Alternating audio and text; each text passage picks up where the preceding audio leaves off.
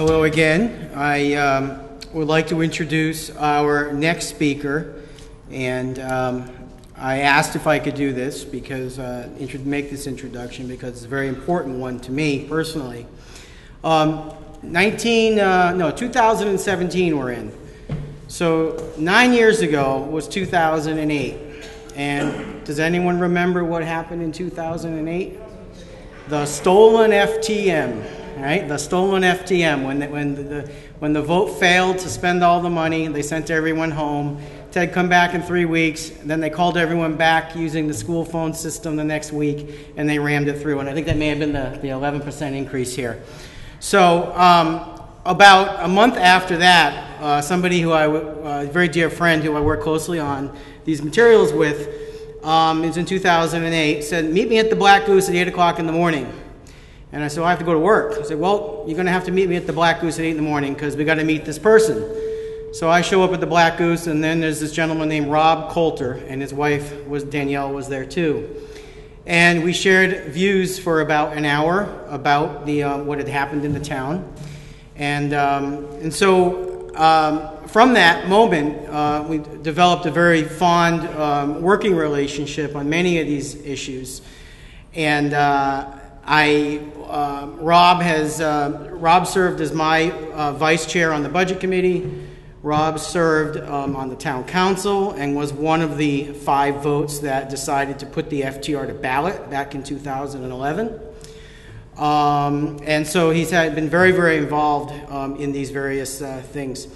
And I also want to say that I think Rob is probably the smartest person I've ever met in my life. And I say that sincerely because, well, perhaps one of them.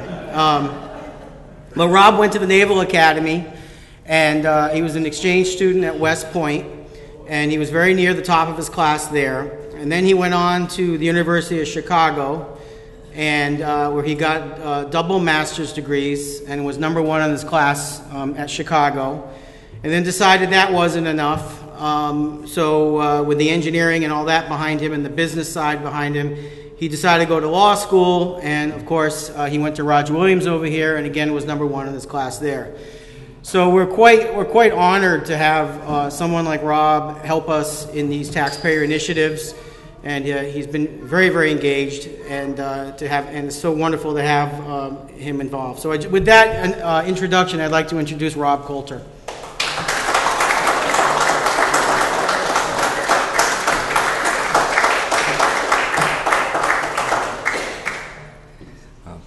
Thank you, Jeff. That was most of that he made up, I think. Now, I guess I think the message I would send is that most of the people in the room, me included, you've heard from all walks of life and all occupations, but absolutely nobody in this room ever really thought they would be in this room. Nobody came here to become a politician or get involved. I think that something happened. For me, it was the stolen FTM in 2008. I have lived in Tiverton for 13 years, which I've come to learn is a very small amount of time, although I was in the military and my family before me. So I've lived in Tiverton longer than anywhere else, so I feel like this is home. And my 2-year-old is running around the room. I think he's got his fingers maybe in the dip right now. I don't know if he's supposed to do that, but we do live in a house from the 1700s, so we're over another 100 years. I think we'll be properly called Tivertonians. But I do want to talk about, because it's been 6 years with the Financial Town referendum, and I've been on the town council, I've been on the budget committee, I've been involved in the taxpayer groups. My wife and I founded a charity here in Tiverton, and we're very proud of that. But I can't stress how important this Charter Review Commission is because of the Financial Town referendum. And for those of you, I think you see this chart, you can see in some ways, because we have bended the curve now and we are under inflation, we're still higher than all other towns in Newport County and those that surround us. But the taxes still are very, very high compared to our neighbors, and that really does hurt our businesses, it hurts our real estate values. But it's much better than it used to be back when we were in that gymnasium on a Saturday for 3 or 4 hours. Well, if there was no contest, they couldn't get enough people. and they'd call people up and say we don't have enough people. And then when there was a contest, there'd be so many people they couldn't fit them all in the room, and they'd extend it from Saturday to Saturday, sitting on the bleachers. The yeses and the nos didn't add up to the total count. You never really knew, are these people from Tiverton? So don't let the success of the last 6 years make you sort of acquiesce. We really do have to protect this thing. The financial town meeting really was very difficult, and so here are the sort of the three reasons why I'm such a fan of the financial town referendum. And as I think a couple other speakers have said too, there's no doubt about it that the taxpayers have been successful because the curve has been better.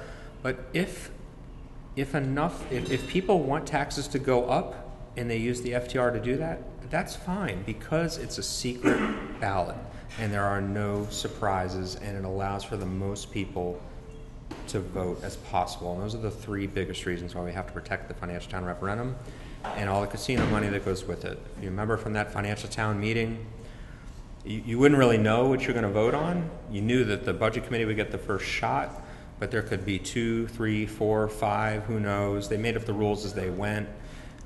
You had no notice of that. And if you did vote, you were under observation by other people.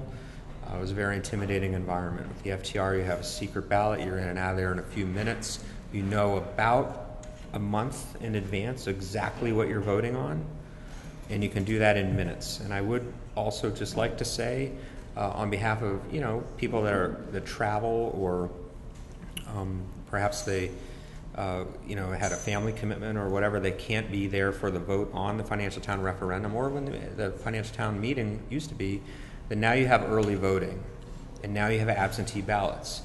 And if you're in the military and you're not home, you now have the chance to come back and participate in that vote in your community. And I think that's a really, really important thing, because one of what's really special, I think, about Tiverton is that you have this direct participation where you get to vote directly on your budget, on your taxes, on where you want that money to go, and that's a special thing. And so I think it's really, really important. You've got 24 candidates running or something. Pay close attention to those that are talking about who's going to protect that direct right to vote. So when you hear people that want to take away the budget committee, that they want to have you get 500 signatures in 2 days, these types of things, they'll say, oh, we just want to make some modifications to the FTR. We're going to keep the FTR. We're just going to make, you just need 10,000 signatures in 1 day, right? So, I would encourage everybody to think very carefully about what everybody's saying. And I, like many of the other speakers in the room today, certainly have signed up for this job for really the primary reason to protect that financial town referendum. And thank you very much.